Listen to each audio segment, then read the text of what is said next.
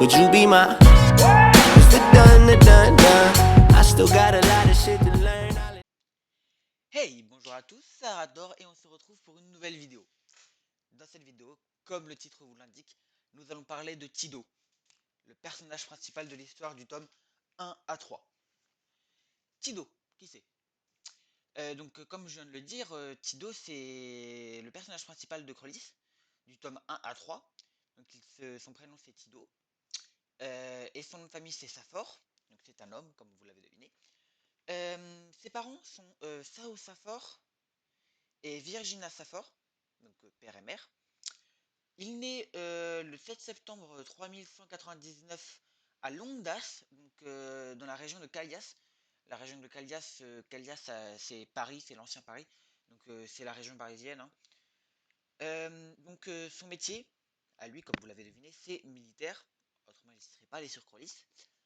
Je vais vous faire un petit récapitulatif assez bref de son histoire. Donc, euh, Comme je vous l'ai dit, il s'appelle Thibaut Safor, c'est un homme qui naît à Longdas en 3199. Il devient très vite orphelin, ses deux parents étant policiers pour son père et gendarme pour sa mère. Il meurt dans une opération. Sa mère, elle, survivra quelques heures avant de décéder, de succomber à ses blessures à l'hôpital.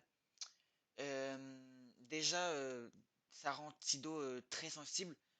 Euh, on peut pas imaginer ce que c'est que de perdre des parents. Ça fait travailler des choses dans la tête, encore plus quand on est mis dans, même pas dans des familles d'accueil, dans une maison. C'était les maisons pour les orphelins. Et il n'a jamais trouvé de famille d'accueil, donc il n'a jamais pu avoir de, entre guillemets, parents de substitution. Euh, Là-bas, il s'est plusieurs fois bagarré avec d'autres membres orphelins qui le provoquaient, l'insultaient, et il s'est battu à plusieurs fois. Donc c'est devenu quelqu'un de très violent, on va pas se le cacher. Euh, il grandit au fur et à mesure avec son passé.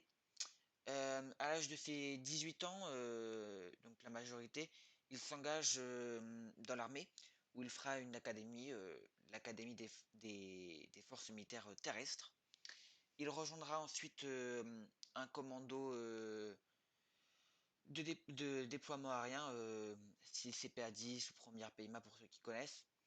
Il sera d'abord spécialisé dans la libération d'otages. C'est là qu'il fera une de ses plus grandes OPEX, opérations extérieures.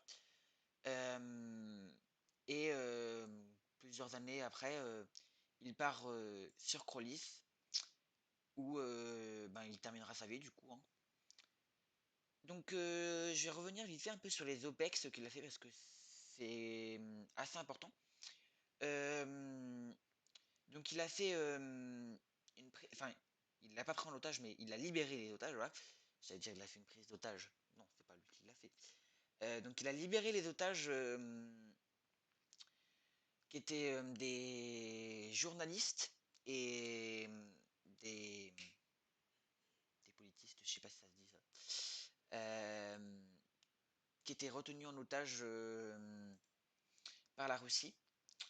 Il a libéré ses otages. Suite à ça, il a été muté dans un corps différent du contre-terrorisme et de la libération d'otages. Un vrai corps de l'armée, là vraiment qui se rapproche vraiment plus du CPA-10 et du premier PMA, qui font des opérations pas dans le style de la libération d'otages, pas comme avant. Et l'une de ses grandes missions, c'est la guerre du Groenland, qui oppose Russes et Américains dans la conquête du Groenland pour toutes ses ressources pétrolières et gazeuses. Et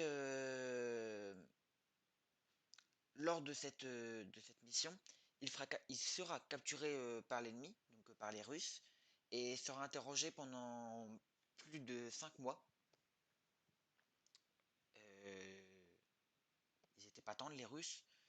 Donc, il y a aussi encore derrière une évolution mentale qui se fait dans sa tête.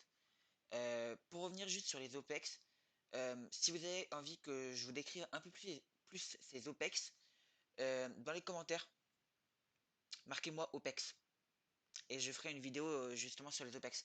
Si vous avez envie vraiment d'entendre par contre plus une opération qu'une autre, marquez OPEX et le nom de l'opération, donc soit otage, soit Groenland, soit prison. Et je vous ferai une petite vidéo là-dessus. Alors voilà, c'est tout pour Tido. C'est tout ce que j'en ai à dire pour le moment. Maintenant, je vais passer à la partie questions. En effet, j'ai reçu une question de Polo qui m'a demandé où est-ce que j'en étais dans le roman. Donc, pour répondre à sa question, au niveau chiffres, pour le moment, dans le roman, je suis à 188 pages, 80 000 mots et 1407 paragraphes. Donc, voici pour les petits chiffres. Après, dans l'avancement, je suis en train de retravailler la partie 2, donc j'en suis à peu près à la moitié. Donc la partie 1 est écrite, la partie 2 elle est en train d'être modifiée, et la partie 3 elle a été écrite, mais je remodifie des trucs par-dessus. Donc j'espère que ça répond à ta question. Voilà pour cette vidéo. Si vous avez des questions, n'hésitez pas à me les mettre dans les commentaires, j'y répondrai volontiers. Sur ce, je vous souhaite une bonne fin de dimanche, une bonne semaine, et à bientôt.